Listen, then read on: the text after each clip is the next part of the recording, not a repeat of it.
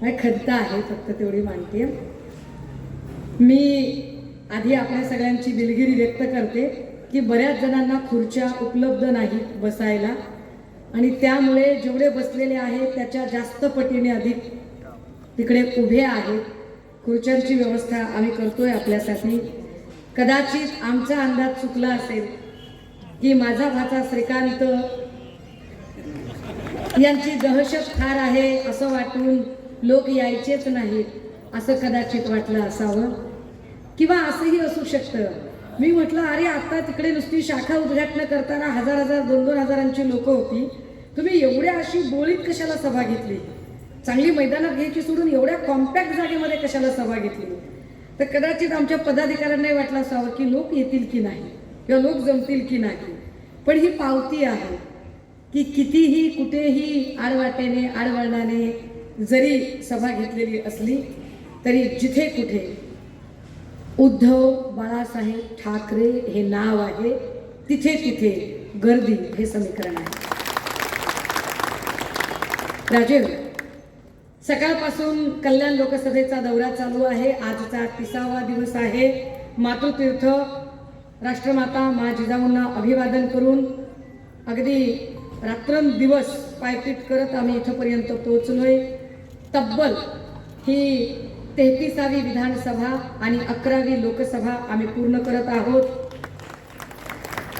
आतापर्यंत जवळपास 750 किलोमीटरचा टप्पा आम्ही पार केलाय. अजून 3 लोकसभा करणे बाकी आहे.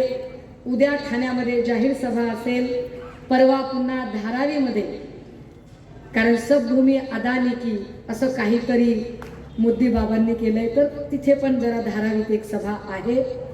आणि त्यानंतर मग पुन्हा सायन, चेंबूर, दादर आणि मग मातोश्रीवर आम्ही पक्षप्रमुखांना भेटायला आणि आमच्या कामाचा अहवाल सादर करायला जाऊ. राजे हो, खरं तर 6 विधानसभा असणारा हा मतदारसंघ, मी म्हटलं की आमचा भाचा म्हणजे आपल्या भाच्याबद्दल कुणालाही अपार कौतुक असतं, प्रेम असतं, आपुलकी असते, तशी ती मलाही आहे, असायला हवी. काय हरकत आहे, जर चांगलं काम करत असतील तर असायलाच हवी. पण चांगलं काम होतंय का मतदारसंघात हे जास्त महत्वाचं आहे.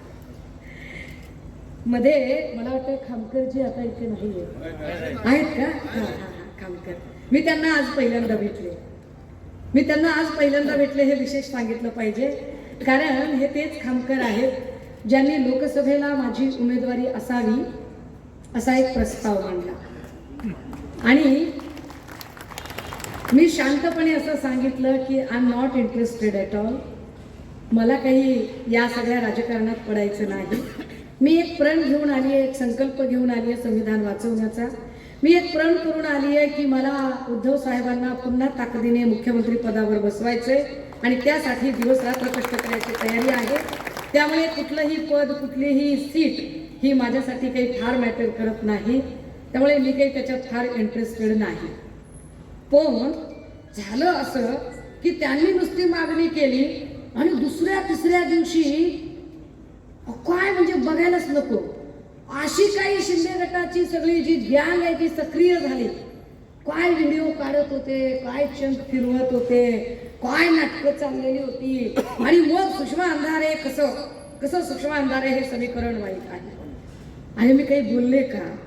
मी म्हटलं तरी का की मी लढणार आहे म्हणून? मला विचारा तरी ना. उलट मला वाटते मुंबई तकला मुलाखत देताना असं सांगितलं की बाबा मला याच्यात काही रस नाहीये, मला काही देणं घेणं नाहीये, मला याच्याशी काही संबंध नाहीये.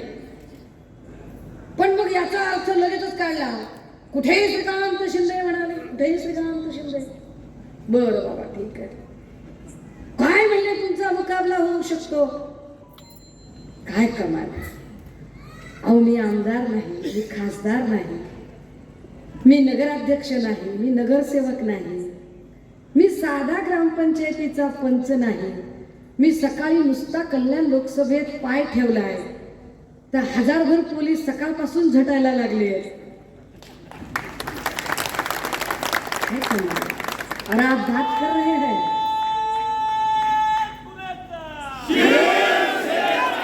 मी लढण्या माझ्याबद्दल चकार शब्दाने सुद्धा बोलले नाही.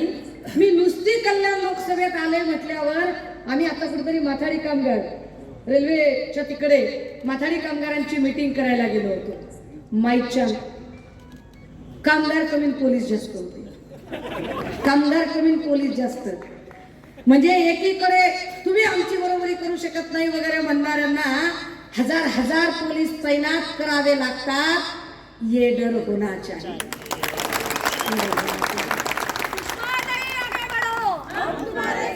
आज सभा घ्यायचं काही डोक्यातच नव्हतं पोलीस भावांनो, काहीच डोक्यात नव्हतं. कारण मी आली मुक्त संवाद करायला, मला फक्त लोकांशी बोलायचे. मी 30 दिवस झालं लोकांशी बोलते.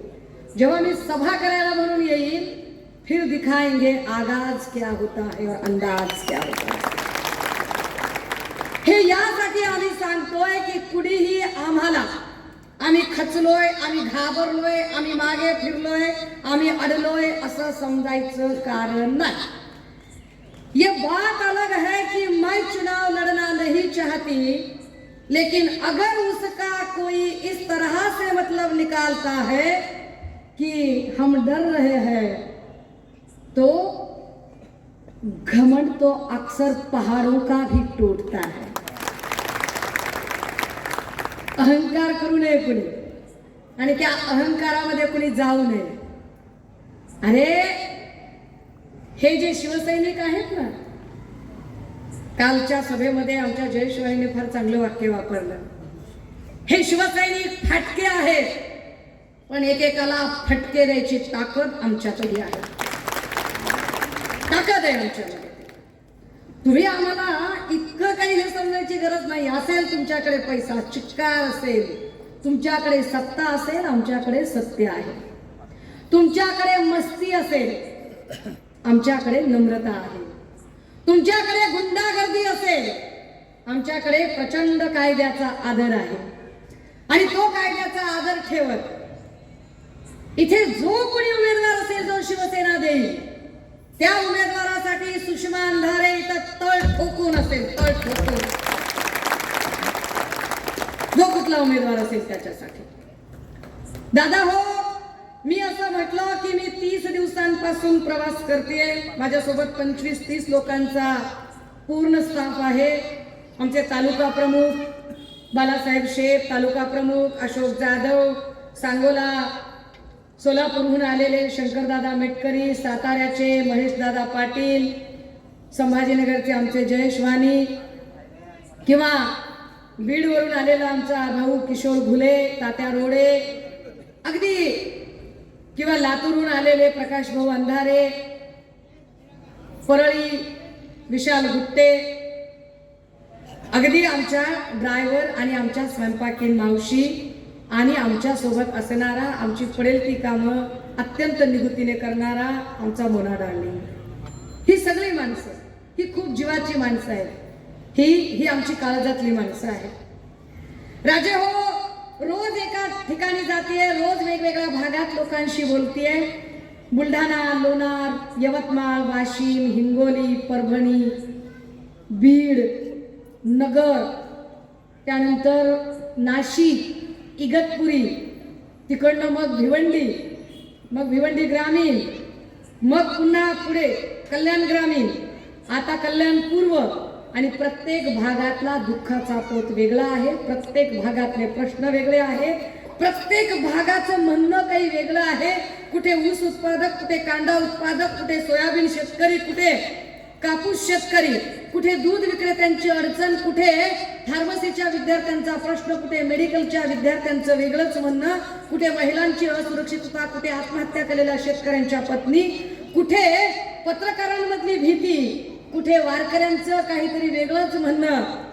या प्रत्येक सेक्टर मधल्या, अगदी रिक्षावाला असेल, ऊसतोड कामगार असेल, किंवा तूर भरडणारी आमची शेतातली माय माऊली असेल, घरकाम करणाऱ्या महिला असतील, किंवा आज संवाद साधलेले माथाडी कामगार असतील, किंवा वेगवेगळ्या बार असोसिएशन मधले वकील असतील, या प्रत्येकांशी जेव्हा आम्ही संवाद साधतोय आणि त्यांच्याकडनं काही समजून घेतोय, त्यावेळेला 2-3 गोष्टी पुढे येत आहेत. त्यातली एक गोष्ट, कारण मी आता प्रत्येक जिल्ह्याचं बैजवार सांगत बसत नाही, ठोकळपणाने जरा सांगते. त्यातली एक गोष्ट जी महिला सातत्याने सांगतात की ताई महागाईने जीव मेटाकुटीला आलाय आणि त्यात पोरांना नोकऱ्या नाहीयेत, बेरोजगारीचा प्रश्न आवासून उभा आहे. अगदी त्याच वेळेला अजून जर दुसऱ्या पातळीवर जर बोलायला गेलो तर व्यापारी म्हणतात ताई खंडणीखोर आणि दहशत माजवणाऱ्या लोकांनी जीव हैराण झालाय. काही ठराविक लोकांना ठेकेदारी दिली जाते, ठेकेदारीचं राजकारण केलं जातं. त्यांचा प्रश्न अजून वेगळाच आहे. या सगळ्यांमध्ये एक अत्यंत वाईट परसेप्शन एक आहे जे मला स्वतःला खूप वेदनादायी आहे. मला स्वतःला फार याने वेदना होतात, कारण मला असं वाटतं की मी कायम कायद्याचा आदर करणारी आहे. आणि ते परसेप्शन असं आहे की लोक म्हणतात ताई पोलिसांवर आमचा विश्वास नाही आणि न्याय व्यवस्थेवरही आमचा विश्वास नाही. हे इथून तिथून लोकांनी मांडलेलं मत आहे आणि हे मत तुम्ही माझ्या पेजला जाऊन पब्लिक डोमेन मधल्या प्रत्येक व्हिडिओतलं इंटरॅक्शन बघू शकाल. की त्या प्रत्येक इंटरॅक्शन मध्ये अगदी सकाळी 8 पासून रात्री 12 पर्यंत लाईव्ह चालू आहे. आणि जर फेसबुकला सर्च करत असाल तर आयर्न लेडी सुषमाताईच्या पेजवरती प्रत्येक मिनिटाचं फुटेज तुम्हाला सापडेल. लोक म्हणतात आम्हाला पोलिसांवरही विश्वास नाही आणि न्याय व्यवस्थेवरही विश्वास नाही. आणि हे परसेप्शन गंभीर आहे, चिंताजनक आहे, हे वाईट आहे. खरं तर पोलिसांबद्दल आदर असला पाहिजे, आपुलकी असली पाहिजे, विश्वास असला पाहिजे. पण ती आदर, आपुलकी, विश्वास वाटत नाहीये, ही अडचण आहे. मला माहिती आहे की पोलीस अत्यंत प्रामाणिकपणे ड्युटी करतात. मला माहिती आहे की आमचे सगळे पोलीस भाऊ, आमच्या सगळ्या पोलीस बहिणी, अगदी आज माझा दौरा लागलाय म्हटल्यावर यातल्या कित्येक जणांना आपली महत्वाची कामं आणि थोडीशी सुट्टी घ्यायची असेल किंवा रिप्लेसमेंट करायची असेल तर ती करता आली नसेल. कुणाच्या घरात वाढदिवस असेल, कुणाच्या घरात कुणी आजारी असेल, कुणाच्या घरात काही कार्यक्रम असेल, काही अडचणी असतील, पण तुम्हाला ही ड्युटी करावी लागते. तुमच्याबद्दल आदर आहे, मला तरी व्यक्तिगत आदर आहे, पण लोकांना का वाटत नाही, का विश्वास वाटत नाहीये लोकांना? काय नेमकी अडचण आहे? अडचण अशी आहे की ज्या पद्धतीने पोलिसांनी एकूण वातावरण तयार केलं, निष्ठावंतांवर गुन्हे दाखल करायचे.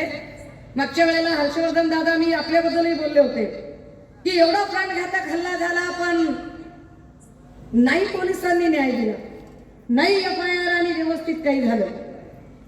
बोट अक्षरशः बोट गेली पण काही केलं नाही पोलिसांनी. पण तेच पोलीस काय तत्परतेने सत्ताधाऱ्यांच्यासाठी झुकत जातात, हे चित्र वाईट आहे. कारण व्यक्ती म्हणून नाही, पोलिसांनी घातलेली वर्दी, ती वर्दी झुकते याचा आम्हाला जास्त वाईट वाटतं. हे वाईट वाटतं आम्हाला, फार चित्र गचाळ आणि ओंगळवानं चित्र वाटतं. मी आज कल्याण कोर्टामध्ये होते. मी कल्याण कोर्टाची काही अवस्था बघितली. मी कल्याण कोर्टातल्या वकिलांशी आज मुक्त संवाद केला.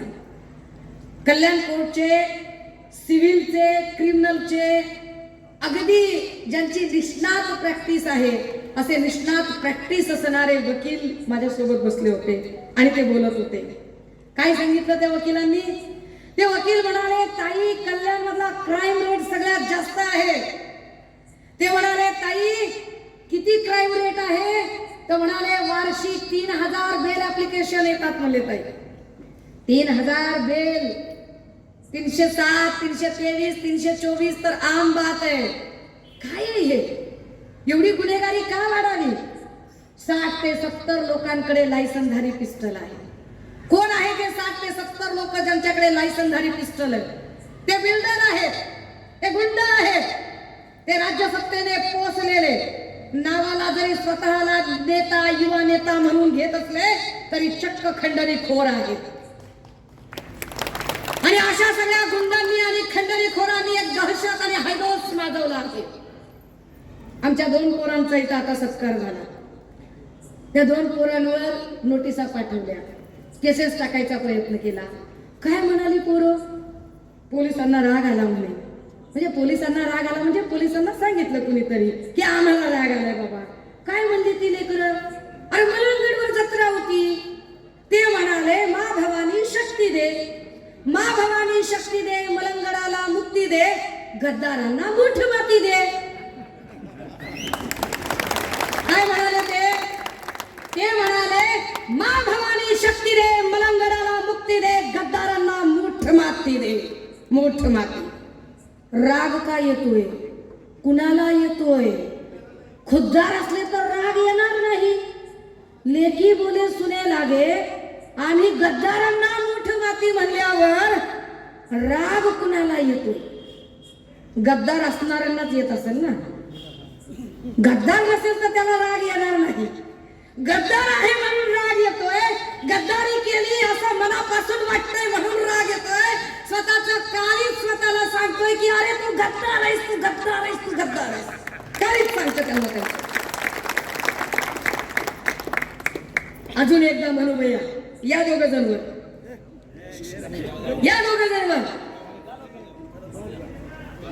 केसेस दाखल करता, दहशत माजवता, भीती दाखवता, विनाकारण भीती दाखवता. सुषमा अंधारे नावाची बहीण प्रत्येक शिवसैनिकाच्या पाठीशी ठामपणे उभी आहे आणि माझ्या प्रत्येक शिवसैनिकावर होणारा प्रत्येक वार झेलायला मी समर्थाय ताकदीने. कारण मी लाख वेळा सांगितलंय की मागे पुढे बघायला काही नाही माझ्याकडे.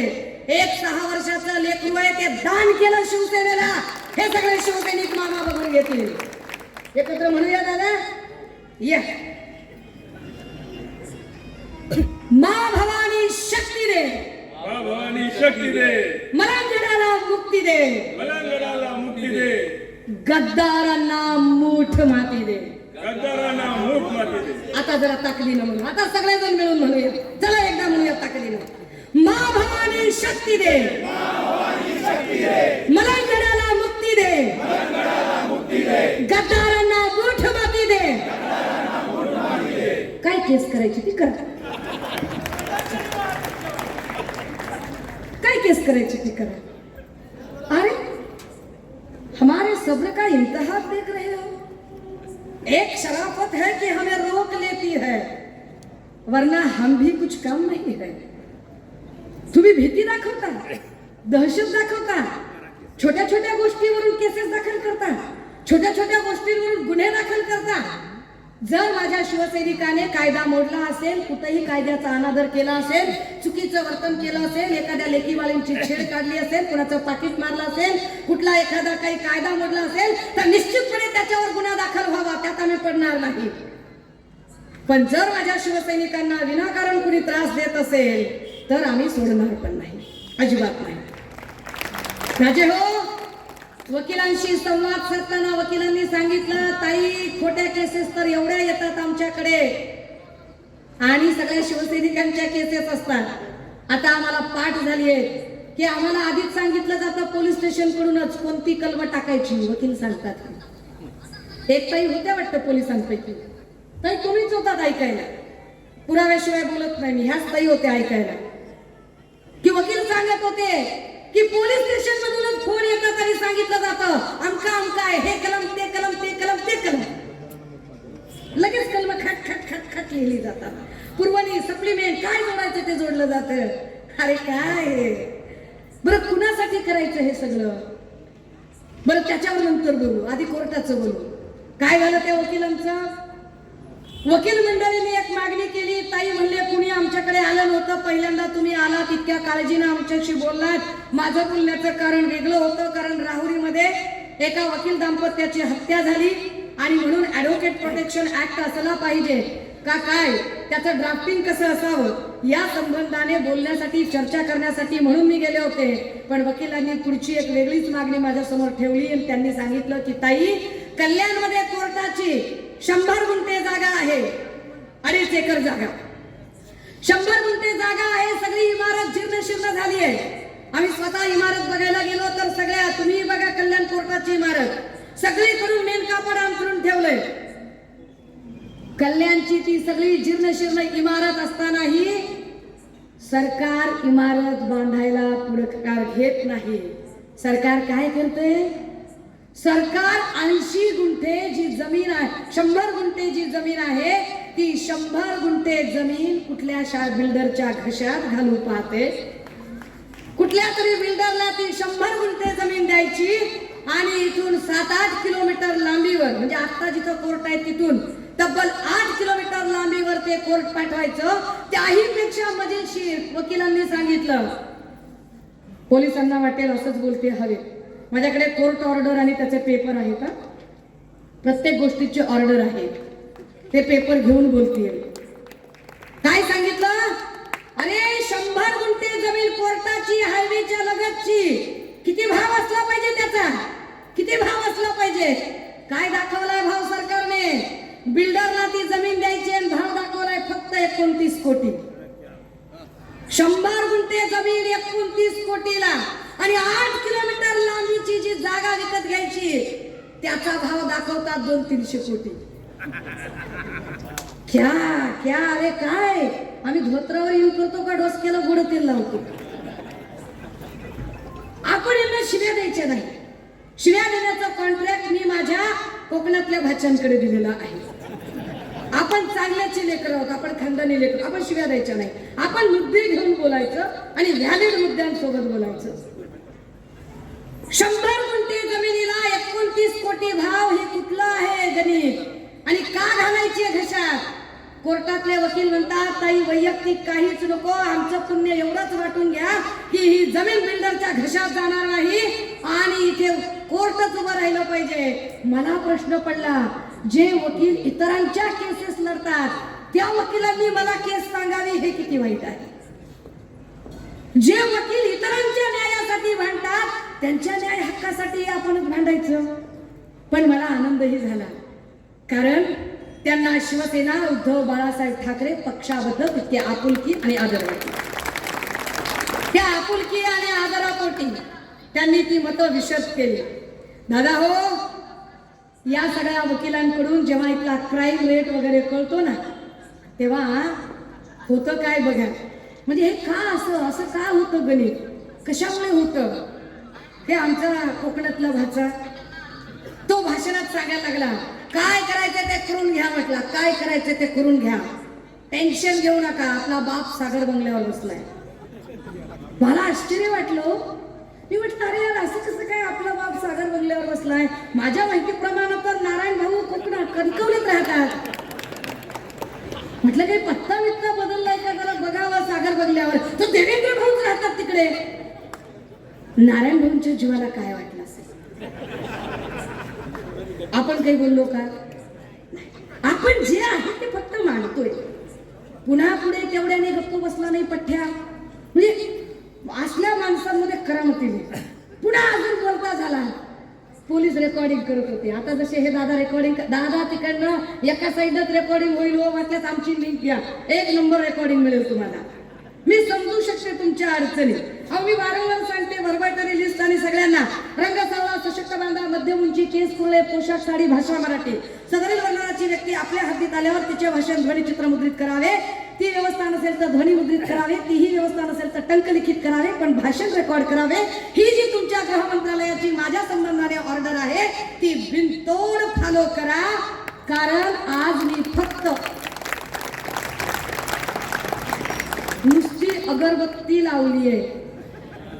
महिला 15 दिवसात मशाल घेऊन येणार आहे.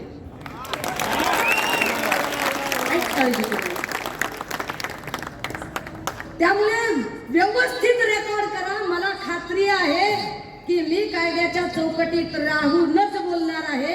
मला कितीही उचकवलं, काहीही केलं तरी माझा संयम ढळणार नाही. कारण माझ्यावर माझ्या पक्षप्रमुखांचे आणि माझ्या आई बापाचे फार चांगले संस्कार आहेत. जे संस्कार द्यायला आमचे नारायण भाऊ विसरलेले आहे. त्यांनी संस्कार दिले असते तर आमचे भाचे एवढे बिघडले नसते. संस्कारांची कमतरता आहे. राजे हो, काय म्हणाले नितेशराणे? पुन्हा म्हणाले होते की अरे काय कराल पोलीस हो, तुम्ही नुसतंच रेकॉर्ड कराल आणि फार फार तर हा व्हिडिओ तुमच्या बायकांना नेऊन दाखवाल. लक्षात घ्या, कुठल्याही कायद्याची डेफिनेशन असते, कुठल्याही आर्टिकलची एक डेफिनेशन असते. आर्टिकल कसे लागतात, कलम कशी लागतात, त्याच्या डेफिनेशन ठरलेले असतात. आर्टिकल 353 353 ची डेफिनेशन आहे. सरकारी कामात जर कुणी अडथळा आणत असेल, सरकारी काम करताना कुणी विनाकारणचा प्रभाव तयार करत असेल, सरकारी काम करत असताना त्या कर्मचाऱ्याला कुणीही कुठल्याही प्रकारे त्याला क्षती पोचवण्याची धमकी वजा भीती किंवा तसे वातावरण तयार करत असेल, त्याच्या कामात अडथळा आणत असेल, तर त्याला 353 नुसार त्याच्यावर गुन्हा दाखल झाला पाहिजे. नितेश राणे जेव्हा सांगतात की काय करणार आहात तुम्ही, तुमचा हा फार तर व्हिडिओ रेकॉर्ड कराल आणि तुमच्या बायकोला नेऊन दाखवाल, याचा अर्थ ते काम प्रभावित करतात. याचा अर्थ ते डिपार्टमेंटला एका अर्थाने धमकावतात. एका अर्थाने ते डिपार्टमेंटला हे सांगण्याचा प्रयत्न करतात की तुमच्या खात्याचे मंत्री देवेंद्र फडणवीस यांचा वरद हस्त माझ्या डोक्यावर आहे, मेरा कोई बाल भी बाका नहीं कर सकता. पण याचं मला वाईट वाटलं, ह्यांना नसेल वाटलं पण मला वाटलं, कारण हा फक्त पोलिसांचा एका व्यक्तीचा अपमान नाही, मी पुन्हा पुन्हा सांगते, हा पोलिसांनी घातलेल्या त्या वर्दीचा अपमान आहे, ज्या वर्दीचं ब्रीद आहे सदरक्षणाय खलनिर्दनाय, सज्जनांचं रक्षण करू आणि दुर्जनांचा नाश करू. पण दादा हो, परिस्थिती अशी झाली की यांनी सज्जनांचा नाश करू आणि दुर्जनांचं रक्षण करू असं काहीतरी मोडतोड करायचं ठरवलं. आणि वाईट वाटतंय की एकही पोलीस कर्मचारी, नॉट अ सिंगल पोलीस, एकाही पोलीस कर्मचाऱ्याने नितेश राणेच्या विरोधात कुठेही 353 दाखल केली नाही, नितेश राणेच्या विरोधात एफआयआर केली नाही. अरे काही नाही तर किमान एखादी PIL तर करायची, एखादं पिटिशन तरी दाखल करायचं. अरे पोलिसांचे हात बांधले असतील ड्युटीने, पण हे पोलीस ज्या खात्याचे कर्मचारी आहेत, प्रत्येक खात्याचे कर्मचारी हे त्या खात्याचा जो मंत्री असतो तो मंत्री त्या कर्मचाऱ्यांचा पालक असतो. हे जे गृह मंत्रालयाचे कर्मचारी असणारे पोलीस आहेत, यांच्या खात्याचे मंत्री देवेंद्र फडणवीस जी यांनी पालक म्हणून तरी आणि त्या वर्दीचा सन्मान राखायचा म्हणून तरी नितेश राणेवर 353 दाखल करण्याचे आदेश द्यायला होते. मनोज जरांगेवर तुम्ही दाखल करताना गुन्हे, मनोज जरांगेने शिवीगाळ केली का? आम्ही शिवीगाळीचं समर्थन करत नाही कुणाच्या. आम्ही वारंवार म्हणतोय की आम्ही संस्कारक्षम आहोत, आम्ही शिवीगाळीचं अजिबात कुणाचं समर्थन करत नाही. अरे पण शिवीगाळ देणे हे वाईट आहे असे जर आपल्याला तत्वज्ञान सुचत असेल तर एकदा नितेश राणे, निलेश राणे, त्या कोण त्या चित्रविचित्र बाई आहेत, या बायकांच्या, या लोकांच्या भाषा जरा तपासून बघा. हे लोक काय बोलतात आणि काय नाही ती, आणि मग ठरवा की यांच्यावर किती गुन्हे दाखल करायचे ते. म्हणजे देवेंद्रजी बोलत असताना सभागृहाच्या पटलावर आपलं ठेवायचं झाकून आणि लोकांचं बघायचं वाकून, हे कशासाठी? जरा तरी विचार केला पाहिजे. नितेश राणे सारखा माणूस दिवसा ढवळ्या पोलिसांना धमकावतो, जे पोलीस आमच्या सुरक्षेसाठी, आमच्या संरक्षणासाठी आपले घर संसार सोडून इथं बंदोबस्ताला येतात, आपली लेकरं बाळं, कुणाचा वाढदिवस, कुणाचा आजारपण, कुणाचं काही, हे सगळं सोडून इथं बंदोबस्त देतात. त्या पोलिसांचा अशा पद्धतीने अपमान करावा नितेश राणे, आणि त्यावर देवेंद्र फडणवीसांना काहीच वाटू नये, त्यावर भाजपच्या भक्तुल्यांना आणि सो कॉल्ड भाटगिरी करणाऱ्या शेलार, दरेकर, लाडला सुद्धा काहीच वाटू नये. ह्या सगळ्या भाटगिरीकरांना तेव्हा अजिबात संस्कार आठवत नाही. म्हातारी मेल्याचे दुःख नसते राजे हो, पण काळ सोकावतो. एका ठिकाणी स्टेटमेंट केलं म्हणून काय फरक पडला असं जर वाटत असेल ना, तर फरक पडतो. कारण पोलिसांचा वचक राहत नाही, पोलिसांचा धाक राहत नाही, आणि धाक राहत नाही म्हणून काय होतं मग? कल्याणमध्ये मी मागच्या वेळेला आले होते, 7 वर्षाच्या लेकरावर चाकूने सपासप वार झाले होते, 7 वर्षाच्या लेकरावर. आणि सोकॉल्ड महिला आयोग, सोकॉल्ड भाजपच्या आक्रस्ताळ्या बायका 7 वर्षाच्या लेकराबद्दल बोलताना जिवात झडत नाही त्यांच्या. 7 वर्षाच्या लेकराबद्दल बोलताना म्हणाल्या प्रेम प्रकरण असेल. त्या लेकराच्या आम्ही घरी गेलो होतो 3ऱ्या दिवशी. त्या लेकराला नैवेद्य म्हणून तिच्या आईने चॉकलेट्स ठेवले होते, सगळे बिस्किट ठेवले होते. काही वाटत नाही यांना, गेंड्याच्या कातडीचे झाले होते. एवढा क्राईम रेट वाढला की पोलिसांचा धाक राहिला नाही, पोलिसांचा वचक राहिला नाही. अरे कालपर्यंत लोक अंधारात गुन्हे करायचे, निर्जन ठिकाणी गुन्हे करायचे.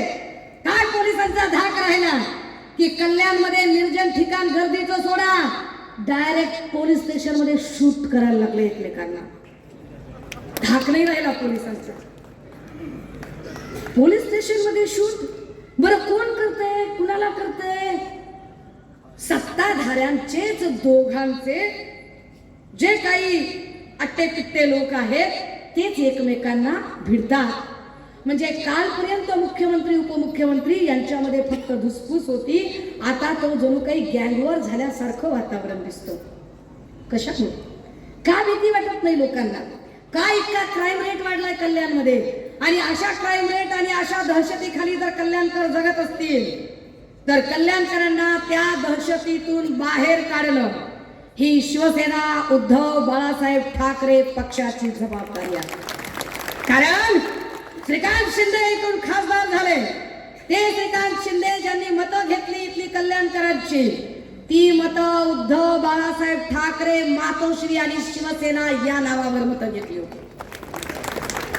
जर आम्ही तुम्हाला खासदार करू शकतो, अगर हम आपको बना सकते हैं तो हम आपको बिगाड़ भी सकते हैं, याद रखना. आम्हाला तुम्ही सांगताय ताकदीने? अरे न्यायालयाचे प्रश्न अनुत्तरित. माथाडी कामगारांकडे आम्ही गेलो भेटायला. माथाडी कामगार सांगतात, ताई आम्हाला वॅगन मध्ये काम करायला सांगतात रात्रीचं, पण वॅगन मध्ये लाईटच नाहीये ताई, अंधारात काम कसं करायचं? मला भाषण करताना अडचण होत होती की त्या लोकांचे चेहरे दिसत नव्हते. ते म्हणतात ताई लाईट नाहीये इथं कामगारांच्यासाठी. काय काय म्हणालात तुम्ही महेश दादा? युवराजांचा हा बालेकिल्ला आहे, अजिबात नाही. हा शिवसेना उद्धव बाळासाहेब ठाकरेंचा बालेकिल्ला आहे. युवराजांना आम्ही खैरात दिली होती, ती परत घेणार आहोत. खैरात होती ती. काय पद्धतीने सांगितलं गेलं? मुख्यमंत्री एकनाथ शिंदे साहेब सांगतात, मी शेतकऱ्याचा पोरगा आहे. काय शेतकऱ्याच्या पोराने मुख्यमंत्री होऊ नये का? तर मग शेतकऱ्याच्या पोराला आमचा प्रश्न काय? माथाडी कामगाराच्या त्या लोकांनी उजेडात काम करू नये का? त्यांना किमान सुविधा मिळू नयेत का? किमान की ते काय मागतायत की ताई इथे आम्हाला उजेड असावा आणि आम्हाला शौचालय असावं. आम्हाला शौचालय नाही ताई. इतक्या बेसिक सुविधा जर इथल्या खासदाराला देता येत नसतील तर काय उपयोग आहे? खासदाराचं नाव म्हटलं की काय आठवतं लोकांना? केसेस, गुंडागर्दी, दहशत. त्याच्या पलीकडे काहीच आठवू नये. काय काय पद्धतीचं राजकारण आहे?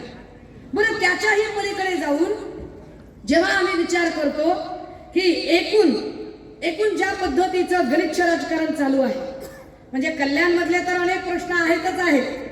कल्याण मधले महिला असतील, पुरुष असतील, इथली रहदारी असेल, इथले अंतर्गत रस्ते असतील, या सगळ्या मुद्दे असतील, किंवा वालधुनी याच्या नदीचा सगळा नाला होणं, त्याची संरक्षक भिंतीचं अजूनही दरवर्षी पुराने जे नुकसान होतंय, दरवर्षी 200-300 लोकांना त्याचा आघात होतो, त्याचा त्रास होतो, हे सगळे तर मुद्दे आहेतच आहेत.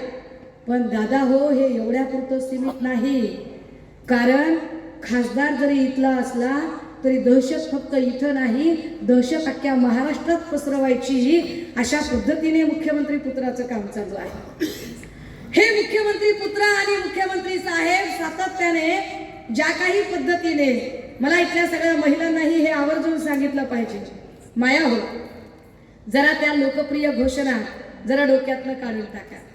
तुमच्या डोक्यात फार जरा लोकप्रिय घोषणा जर बसल्या असतील तर काय लोकप्रिय घोषणा आहे त्यांची? ते म्हणतात की काय आम्ही आनंदाचा शिधा दिला. कधीपासून सुरू झाला माय? ह्या वर्षीच सुरू झाला ना. एक सण झाले. बरं त्या सणाला त्या कम्युनिटीला मिळतोय. मुस्लिमांना रमजान ईदला, बौद्ध असतील तर आंबेडकर जयंतीला, हिंदू असतील तर दिवाळीला एकदा दिला. आता तुम्हाला आनंदाचा शिधा दिला म्हणजे काय दिलं? 1 किलो पाम तेल जे अजिबात खाण्याच्या लायकीचं नाही आणि अर्धा किलो डाळ जी जनावरांना सुद्धा घालायच्या लायकीचे नाही, त्याचेही 100 रुपये घेतले. कधीतरी विचार केलाय का की अरे 1 किलो पाम तेल आणि अर्धा किलो चना डाळ आत्ता दिली आणि त्याची एवढी जाहिरात केली, आणि इथून मागे काय गेल्या 60-70 वर्षात काय आम्ही सणच साजरा केला नव्हता का? का दिवाळी केली नाही, जयंती केली नाही, काहीच केली नाही, दात घासून बसलो होतो का यांच्याच आनंदाच्या शिद्यावर? ज्या अर्थी ते आत्ता आनंदाचा शिधा देतात त्या अर्थी त्यांनाही याची खात्री पटली आहे की या सगळ्यांनी एवढं लुटून खाल्लंय आणि इथल्या लोकांना इतकं भुके कंगाल बनवलंय की जे धड स्वतःच्या सणाला स्वतःचं घोडधोड बनवून खाऊ शकणार नाही. तुम्हाला फुकट द्यायचंय का? सरकारला फार फुकट द्यायची शिरशिरी आलेली आहे का? सरकारला फुकट द्यायचंय याची फार अशी उबळ आलेली आहे का? ठीक आहे, मग 100 रुपयाचं राशन काय देता आम्हाला? कारण 100 रुपयाचं तुमचं 1 किलो पाम तेल आणि अर्धा किलो हरभरा डाळ घेऊन आम्हाला 1200 रुपयाच्या गॅसवरती शिजवावं लागतं. जर तुम्हाला काही करायचं असेल तर एक काम करा बाबा, ते आम्हाला तुमचा आनंदाचा शिधा नको, गॅसच फुकट देऊन टाका की सगळ्यांना. जमतंय का बघा? त्याच्यावर काहीच बोलणार नाही. माय मावल्या हो, आता तुम्हाला तर एसटी पासचं काहीच गरज नाही है की नाही? लोकप्रिय घोषणा जी तुमच्या काहीच कामाची नाही. हल्ली आता काय त्याचा काही विषय पण नाही राहिला. जर एवढंच मोफत द्यावंसं वाटतंय सरकारला तर सरकारने एवढं साधी गोष्ट करावी की टाटा बिर्ला अदानी अंबानी ललवानी मालपानी यांच्या मुलांना ज्या क्वालिटीचं ज्या दर्जाचं शिक्षण मिळतं त्या क्वालिटीचं त्या दर्जाचं शिक्षण आमच्या गोरगरिबांच्या लेकराला द्या फुकट. बघा जमतंय का? फुकटच द्यायचंय ना तुम्हाला? धोरणात्मक निर्णय जरा बघूया ना आपण. धोरणात्मक काय होतंय ते बघूया ना. धोरणात्मक निर्णयांमध्ये ते कशा पद्धतीने आपल्याला वेड्यात काढायचा कार्यक्रम करतात. एकीकडे शासन आपल्या दारी म्हणतात. मी म्हटलं की मी 1138 सर्कलची गाव लहान मोठी 1138 आणि या गावांमध्ये सलग जर 100 बायकांना विचारलं घरकुल मिळालंय का तर 100 मधल्या 4 ते 5 जणी सांगतात ताई मिळाले. 95 जणींना घरकुल मिळालं नाही. पण सरकार जाहिरात अशी काही दाखवतंय जणू काही सगळ्यांनाच हर किसी को घर दिया बोले कितने को घर दिया कितने लोगों को घर दिया. तो बोल रहे की हमने किती 130 कोटी लोकांना घर दिली. अरे 130 कोटी लोक आहेत, घर किती असतील? घर कमी असतील ना. कुठल्या घरात 10 माणसं असतील, कुठल्या घरामध्ये 20 माणसं असतील, कुठल्या घरात 5 माणसं असतील. 130 कोटी लोकांना घर दिली म्हणले. इंसान तो इंसान भगवान को घर दिया बोले. बघा बघा मिजाज काय आहे. तुम्हाला मला अडकवलं जातं एका मायाजालामध्ये. तुम्हाला मला एका मायाजालात अडकवून एक परसेप्शन तयार करण्याचा प्रयत्न केला जातोय आणि धर्माचा मुद्दा मध्ये आणला जातोय. मुळात यांना राम कळलेलेच नाही. यांना राम कळले असते तर एवढं राजकारण झालं नसतं. प्रभू श्रीराम हे मर्यादा पुरुषोत्तम होते, पण प्रभू श्रीरामाचे नाव घेऊन राजकारण करणारी भाजपा आणि विशेषतः टीम देवेंद्र यांनी सगळ्याच मर्यादा केव्हाच ओलांडल्या आहेत. मर्यादा पुरुषोत्तम या शब्दाची भाजपच्या नेत्यांची गाठभेटच झालेली नाही. हे फार महत्वाचं. प्रभू श्रीराम एकवचनी एकपत्नी एकबाणी होते. एकपत्नी. आता एकपत्नीवर मी जास्त बोलत नाही. रोज उठून एक माय माऊली भाजपच्या पदाधिकाऱ्यांचं नाव घेत सोशल मीडियामध्ये आरडाओरडा करते. आपण सगळे बघतोय रोज उठून. म्हणजे कधी त्या तिकडच्या निर्मला यादव असतात तर कधी त्या राहुल शेवाळेंच्या विरोधात रिंकी बक्सला नावाची माय माऊली ओरडते. कालच काहीतरी कधी नाव मी विसरले आता, पण मंगेश सातमकर, या मंगेश सातमकरवर बलात्काराचे आरोप होते. मंगेश सातमकर जसाही सत्ताधाऱ्यांच्या सोबत गेला कालच पोलिसांनी त्याचा क्लोजर रिपोर्ट दिला. फार विशेष आहे. उद्याला आमचे वायकर साहेब जरी भाजपकडे गेले तरी भाजपा त्या सगळ्यांचा लगेचच क्लीन चिट. वायकर साहेबांवर काहीच गुन्हा नाही. म्हणजे काल परवापर्यंत हिसाब तो देना पलिंगा म्हणणारा HD व्हिडिओ स्पेशालिस्ट सोमय्या लगेच शांत बसेल. तुम्हाला वाटतं की सोमय्या खरंच भ्रष्टाचार बाहेर काढणारा माणूस आहे? सोमय्या भ्रष्टाचार बाहेर काढणारा माणूस नाही. सोमय्या ब्लॅकमेल करणारा माणूस आहे. एकेकाची फाईल काढायची, ब्लॅकमेल करायचं, भीती दाखवायची आणि चल भाजपमध्ये म्हणायचं. सोमय्याने ज्याच्यावर आरोप केले विचार करा त्यातल्या एकालाही शिक्षा झाली नाही. ज्याच्यावर आरोप केले तो प्रत्येक जण भाजपकडे गेला. ज्याच्यावर आरोप केले प्रत्येक जण सत्ताधाऱ्यांच्या सोबत गेला. उद्याला वायकर साहेबांनी शरणागती पत्करली आणि म्हटलं की मी भाजप सोबत जायला तयार आहे तर कदाचित वायकर साहेबांच्या साठी सुद्धा लगेच क्लीन चिट वगैरे केली जाऊ शकते. राजकारण इतकं गढूळ आणि घाणेरडं फक्त कुठेतरी एखादी सीट निवडून आणायची किंवा फक्त सत्ता मिळवायची यासाठीची ही मांडणी नाही. मी म्हटलं की मी चळवळीतली आहे, मी पुढारी नाही. मी चळवळीतली आहे, मला घटनात्मक मूल्य कळतात आणि घटनात्मक मूल्य मांडताना माझ्या लक्षात येतं की काल सभागृहाच्या पटलावर देवेंद्रजींनी मनोज जरांगे यांच्या संबंधाने SIT नेमण्याची भाषा केली. SIT नेमायची, जरूर नेमा. तुमच्याकडे अधिकार आहे, तुमच्याकडे सत्ता आहे, तुम्ही SIT बिलकुल नेमा, काय हरकत आहे. पण SIT नेमायची इतकीच खुमखुमी असेल सरकारला तर मग सरकारने बारसू रिफायनरीत झालेला लाठी हल्ला त्याचीही एक SIT नेमावी. मग सरकारने आळंदीत झालेल्या लाठी हल्ल्याचीही SIT नेमावी आणि आंतरवली सराटीत पुणे लाठी हल्ल्याचे आदेश दिले त्याचीही एक SIT नेमावी. SIT नेमायची एका सरकारला.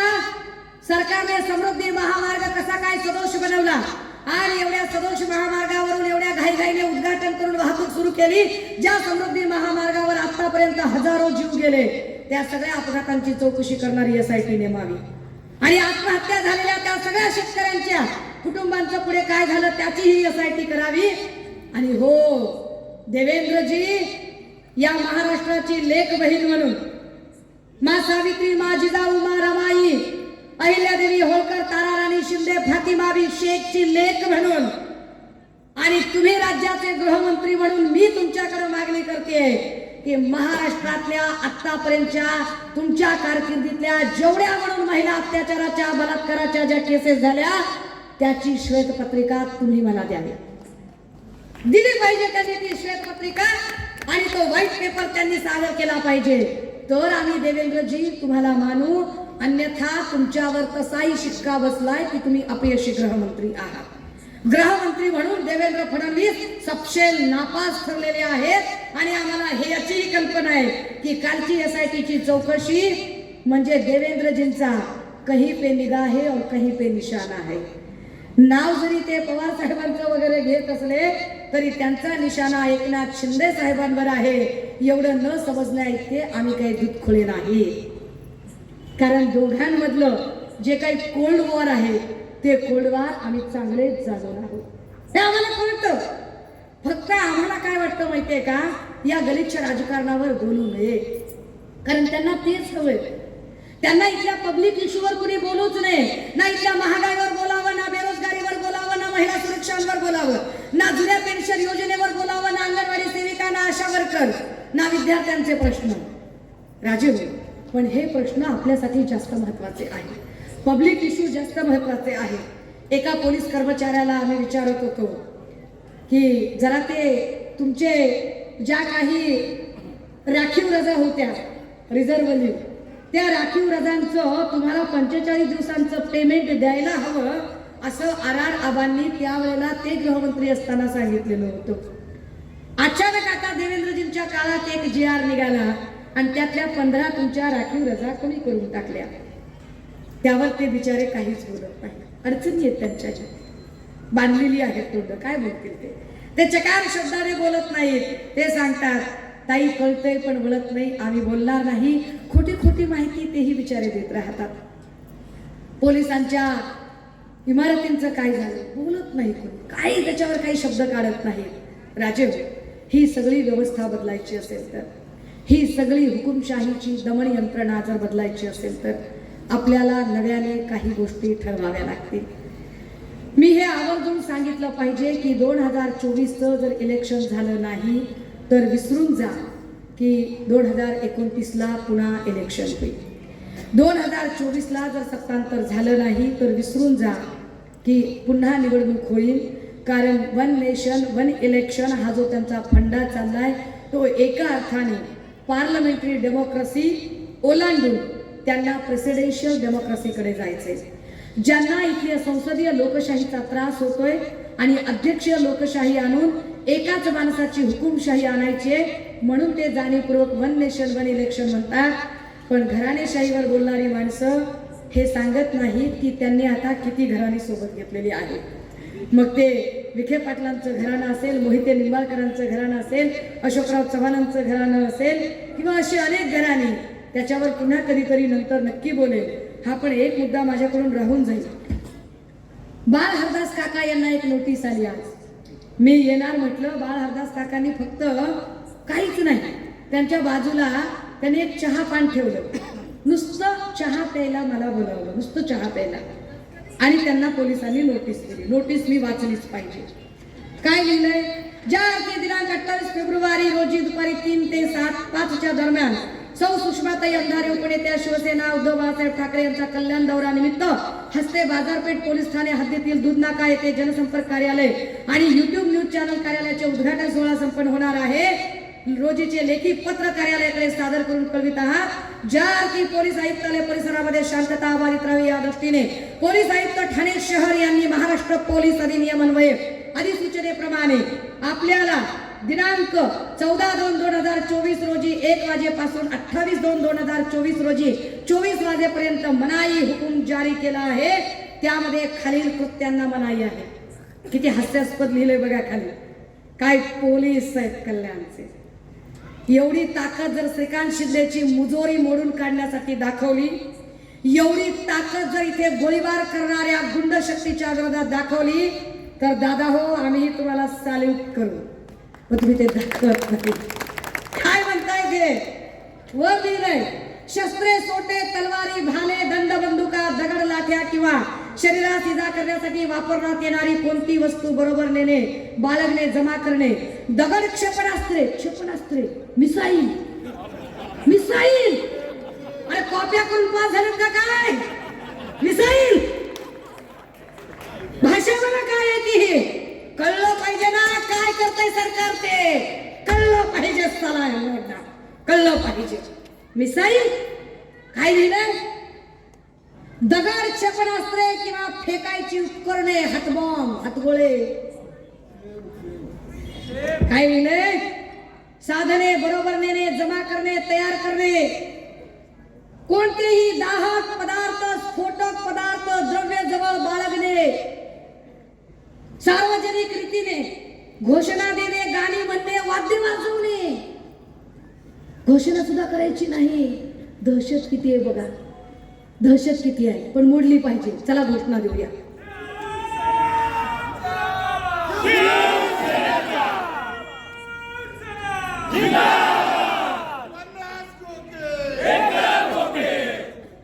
अरे आवाज कुणाचा? अरे आवाज कुणाचा? अरे ही ताकद कुणाची? घोषणा देऊ नये म्हणाले म्हणून दिल्या.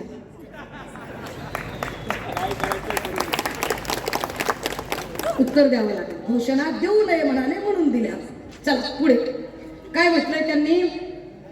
सार्वजनिक रीतीने घोषणा देणे, गाणी म्हणणे, वाद्य वाजवणे इत्यादी सभ्यता अगर नीतिमत्ता.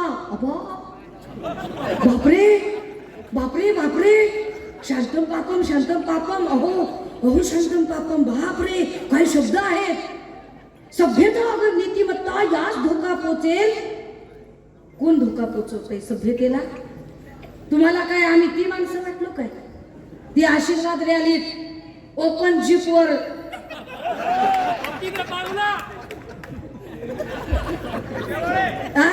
सभ्यता नीतिमत्ता कशाला म्हणतात?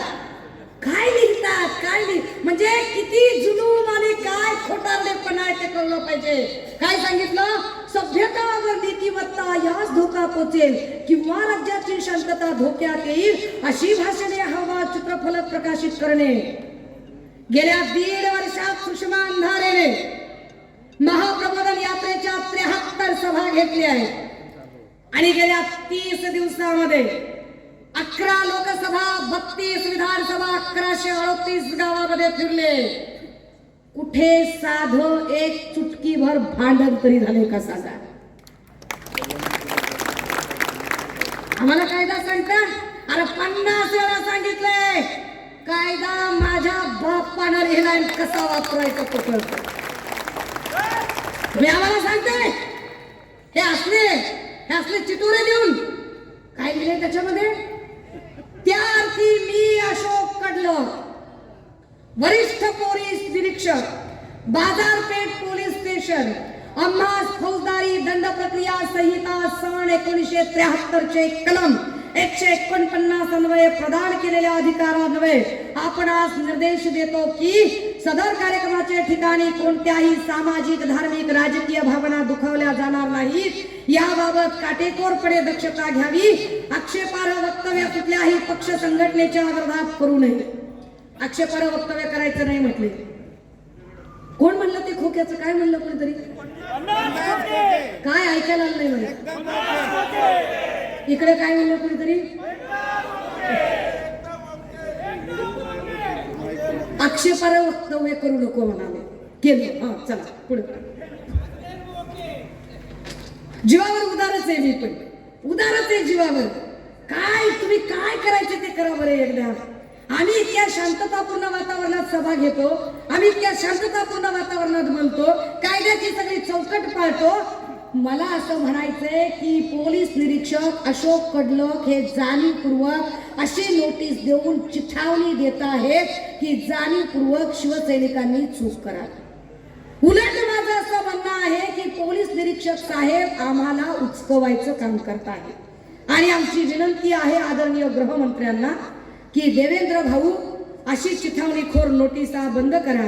कारण याच्यातली जी भाषा आहे, याच्यातले जे शब्द आहेत, त्या शब्दांचा जर अभ्यास केला तर 149 अंतर्गत अशी नोटीस देता येते का? असे क्षेपणास्त्र वगैरे शब्द वापरता येतात का? हे क्षेपणास्त्र इथं कुणी बाळगू शकते का?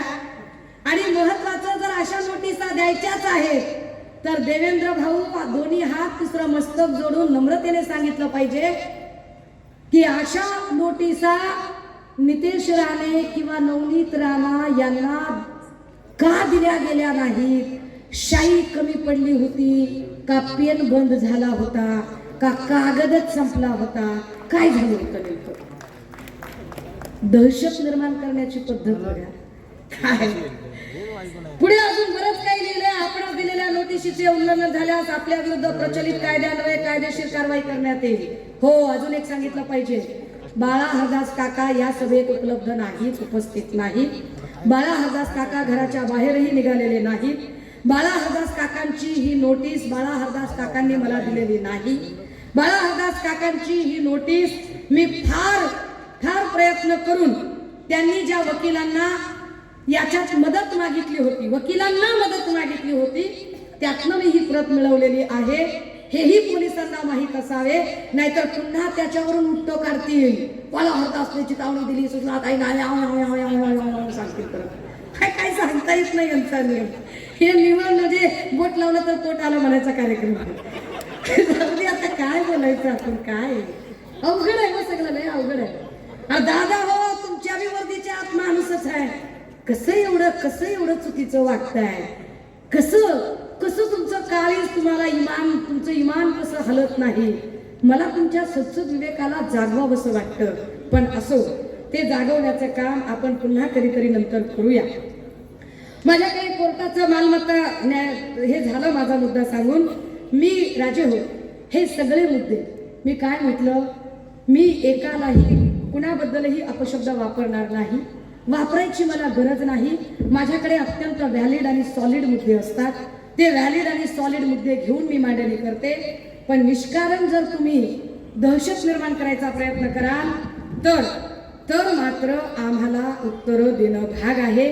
आणि मी वारंवार सांगते की होय, जर आमच्यामुळे श्रीकांत शिंदेंना इथून गुलाल लागला होता तर आम्हीच तो गुलाल काढूनही घेऊ शकतो.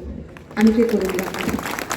दादा, मी काही फार मोठा श्रीमंत माणूस नाही, अजिबात नाही.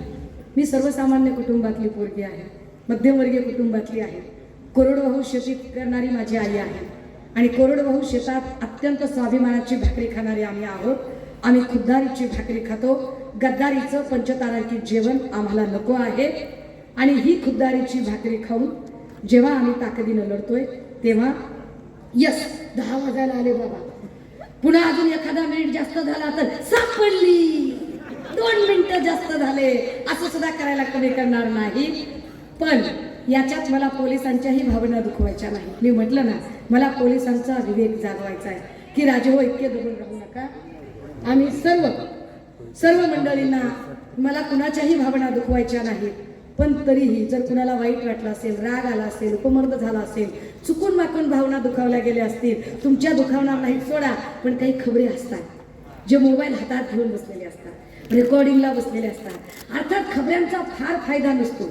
फार तर एखादा 30, 60, 90चा पॅक, एखादी हाफ किंवा फुल बिर्याणी, याच्या पलीकडे फार काही नसतं.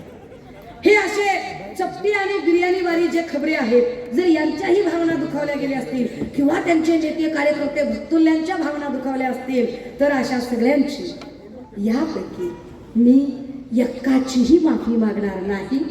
मला असंच बोलायचं होतं, हेच माझं म्हणणं होतं. मी ठामपणे मांडलंय, थांबते, रजा घेते. जय हिंद, जय महाराष्ट्र.